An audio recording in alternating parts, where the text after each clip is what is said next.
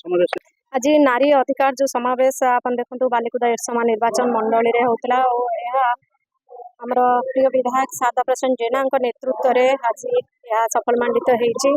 आज शह शह संख्या जेबे भारतीय जनता पार्टी सरकार आसला मात्र 2 वर्ष भितर आपण देखु चारिआडे कौ भाई भाव में दुष्कर्म बढ़ी चलती। आज दिन में कहतु रात कहतु संध्या बेले कहतु कौ जगार कौ समय गोटे नारी आज सुरक्षित ना। आज जो गोटे छुआटे घर बाहर को जाऊँगी माँ छाती धड़धड़ हो मो छुआटे ठीक से आसिक पहुँची पाना कि ना।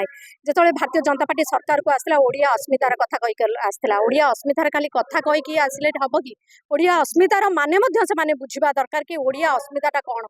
जदि गोटे साधारण ओडिया लोक आज शांति रही पारुने आज गोटे ओडिया खाइबा को पाउने आज गोटे चाषी भाईर पेटरे दान ना से आत्महत्या करुचे। आज माँ मान प्रति जो दुष्कर्म होची आज 33% रिजर्वेशन कथा कही आज रिजर्वेशन दिगलानी। तो तार प्रतिवाद रे आमे माने आज समस्त महिला आज एकाठी होइछु।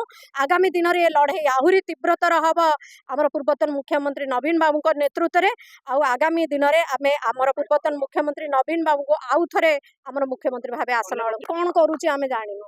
भारतीय जनता पार्टी सरकार रे नारी माने असुरक्षित नारी मान अधिकार को क्षीर्ण करा जाउची एवं नारी माने निष्पेषित होइचंती। कारण मनुवाद रे विश्वास करुथिबा दलटी शासन क्षमतार थिबा कारणरू नारी मानक उपरे अत्याचार नारी मानक निर्यातित करा जाउची एवं नारी मानक अधिकार दिया जाउनी।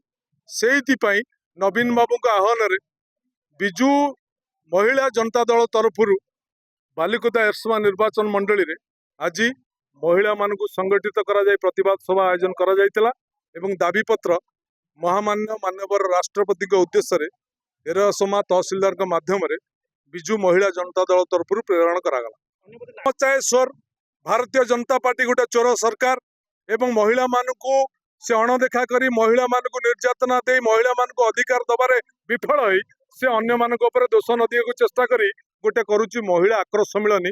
महिला आक्रोश सेमानक ऊपर अछि महिला माने सबुबेले नवीन बाबू को संगे अछंती नवीन बाबू को संगे रही महिला माने असुरक्षित। आज राज्य रे 2 वर्ष शासन क्षमतार बीजेपी सरकार 48,000 रेजिस्टर्ड मामला विभिन्न थाना रे दाखल होइछि महिला मानक संपर्क रे। ये होछि सरकार कीर्तिमान। तेणु ये सरकार महिला विरोधी सरकार।